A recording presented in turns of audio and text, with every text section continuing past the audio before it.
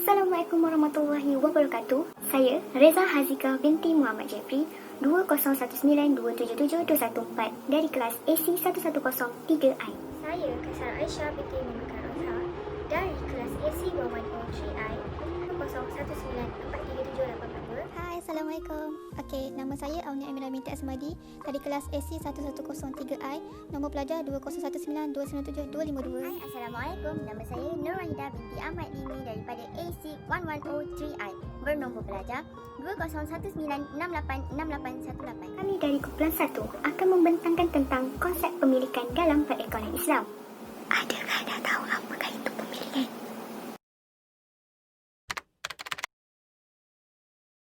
Pemilikan atau dalam bahasa Arabnya ialah al-mulk yang membawa maksud seseorang itu mempunyai hak untuk memiliki sesuatu dan mampu bertindak ke atasnya secara kekal. Dari segi istilah pula, secara umumnya membawa maksud penguasaan terhadap sesuatu dengan tujuan untuk memenuhi perihal-perihal yang berkaitan mengurus, membelanjakan dan menggunakan manfaat daripada hartanya tanpa sebarang halangan dan sekatan. Terdapat 6 sebab-sebab pemilikan. Yang pertama ialah bekerja. Yang kedua ialah pensyariatan agama melalui nafkah, zakat dan harta pusaka. Yang ketiga, pemindahan hak milik melalui transaksi seperti jual beli, sewa dan pajak gadai. Yang keempat, sumbangan yang diberikan oleh individu, masyarakat ataupun kerajaan. Yang kelima, waris. Dan yang terakhir ialah perintah daripada mahkamah.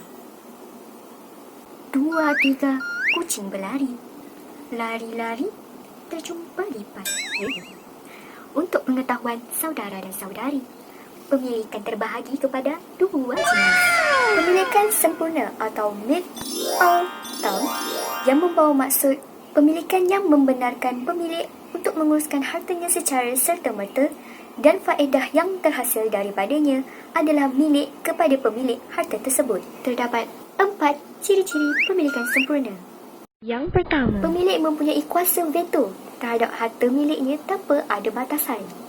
Yang kedua, pemilik bebas untuk menggunakan harta yang dimilikinya sama ada dengan cara menjual, menyewa, mewakafkan dan lain-lain.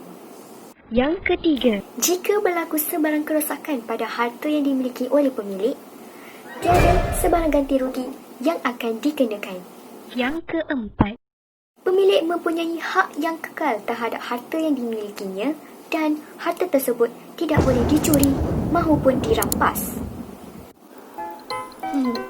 belum habis lagi. Hari ini saya akan menerangkan tentang sebab-sebab berlakunya pemilikan sempurna. Sebab yang pertama ialah penguasaan ke atas harta yang belum dimiliki. Sebagai contoh, mengusahakan tanah yang terbiar dengan menanam pokok dan tidak membiarkan tanah tersebut kering dan kontang. Sebab yang kedua ialah berlaku kontrak ataupun akad kepada pemilik yang harus. Ianya terbagi kepada 2, iaitu al-tabarru' yang bermaksud sukarela dan al-mu'awadah yang bermaksud pertukaran. Okey, bagi al-tabarru' yang bermaksud sukarela, contohnya adalah seperti zakat, wakaf dan sedekah. Manakala al-mu'awadah yang bermaksud pertukaran seperti sewaan barang dan jual beli. Sebab yang ketiga ialah berlakunya perwarisan seperti wasiat dan faraid. Wasiat akan terjadi apabila seseorang yang memiliki harta meninggal dunia, tapi ianya telah ditetapkan oleh pemberi wasiat tersebut. Manakala faraid pula terjadi apabila pemilik harta tersebut telah pun meninggal dunia dan harta tersebut akan diagihkan kepada waris terdekat mengikut syariat yang telah ditetapkan oleh Islam. Seterusnya, sebab yang keempat adalah berlakunya pengagihan zakat, wakaf dan sedekah. Dan yang terakhir iaitu hak syufa'ah. Hak syufa'ah ialah memiliki sesuatu secara paksa.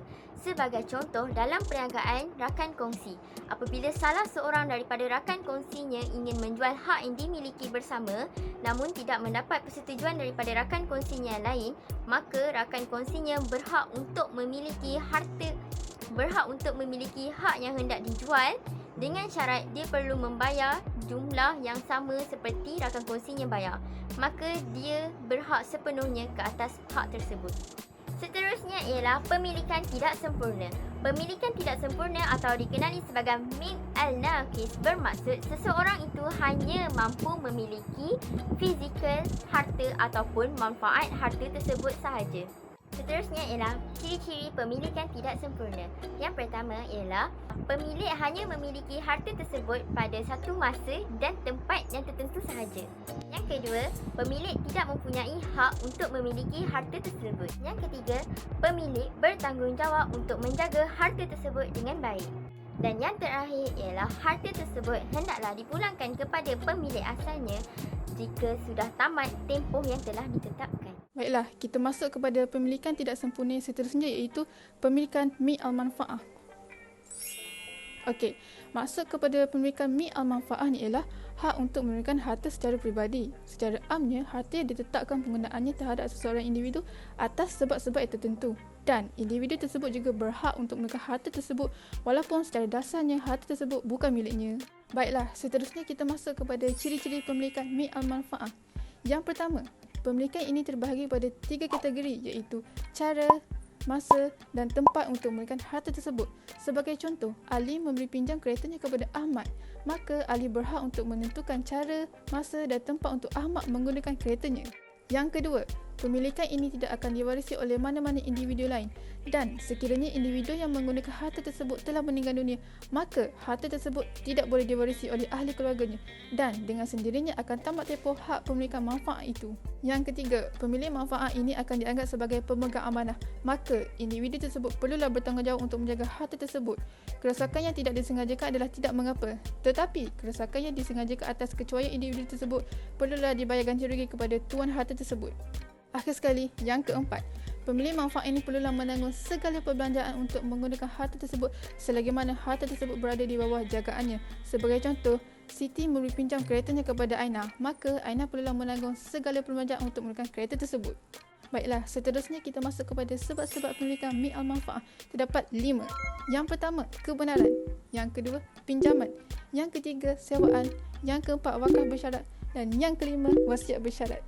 Baiklah, akhir sekali bagi pemilikan mi al-manfa'ah ialah sebab-sebab utama tempoh pemilikan mi al-manfa'ah. Terdapat 4. Yang pertama, pemilikan ini akan tamat tempoh sekiranya harta yang dipinjam itu telah rosak atau musnah. Yang kedua, individu yang memperoleh manfaat itu telah meninggal dunia. Yang ketiga, individu yang memiliki harta tersebut telah meninggal dunia. Dan yang keempat, telah tamat tempoh masa untuk menggunakan manfaat itu. Kita masuk kepada pemilikan tidak sempurna seterusnya iaitu pemilikan mi al-ain. Okey. Pemilikan mi al-ain ataupun pemilikan harta sahaja ialah harta yang dimiliki oleh seseorang individu tetapi tidak dapat dimanfaatkan olehnya. Baiklah, sebagai contoh, A memberi pinjam rumahnya kepada B selama 5 tahun dan dalam jangka masa tempoh tersebut A telah meninggal dunia, maka hak milik rumah tersebut akan jatuh kepada waris A dan bukan waris B. Tetapi waris A tidak boleh untuk menduduki rumah tersebut selagi mana tempoh untuk B menduduki rumah tersebut belum tamat. Assalamualaikum warahmatullahi wabarakatuh. Hari ini saya akan membentangkan tajuk hak memanfaatkan harta, iaitu dalam bahasa Arab bermaksud hak intifa al-ain. Hak memanfaatkan harta terdapat 5 jenis hak, iaitu hak yang pertama, hak al-syub, bermaksud hak penggunaan air minum. Hak ini merupakan salah satu sumber yang amat penting dalam kehidupan, iaitu sumber air. Hak ini bukan sahaja manusia menggunakan, namun haiwan, tumbuhan juga menggunakan sumber air. Hak kedua iaitu hak al-mashrab, bermaksud hak mengalirkan air yang bersih. Hak ini ia memberi keizinan kepada tuan tanah untuk mengalirkan air ke tanah jirannya sehingga ke tanah atau rumahnya. Hak ketiga, hak al-masir ataupun hak saluran mengalirkan air kotor. Hak ini merupakan hak untuk menyalurkan air permukaan bumi seperti di longkang ke parit atau tangki simpanan. Keempat, hak al-murur iaitu hak lalu lintas. Hak ini merupakan hak untuk melalui atau berjalan atas tanah yang dimiliki oleh tuan rumah. Kelima, hak al-jiwar iaitu hak kejiranan, iaitu hak-hak antara jiran atas, bawah, jiran kanan, jiran kiri. Tajuk kedua saya iaitu tanggungjawab pemilikan harta. Pertama, bertanggungjawab memperoleh atau memiliki harta dengan cara yang diharuskan oleh syarak. Kedua, menjaga dan menguruskan harta dengan baik. Ketiga, membayar zakat apabila telah cukup syarat yang ditetapkan. Keempat, tidak membazirkan dalam penggunaan harta. Kelima, sentiasa bersyukur dengan kurniaan yang telah diberikan oleh Allah Subhanahu Wa Taala. Keenam, menggunakan harta dengan tujuan yang diharuskan oleh syarak dan untuk kebaikan sahaja. Kesimpulannya, kita sebagai umat Islam hendaklah mengambil cara tentang urusan pemilikan berdasarkan hukum syarak. Hal ini demikian kerana urusan pemilikan ini hendaklah dilakukan dengan secara teliti dan amanah seperti yang diterangkan dalam Al-Quran, supaya daripada hak pemilikan tersebut menjadi halal dan diberkati oleh Allah Subhanahu Wa Taala. Sekian, terima kasih.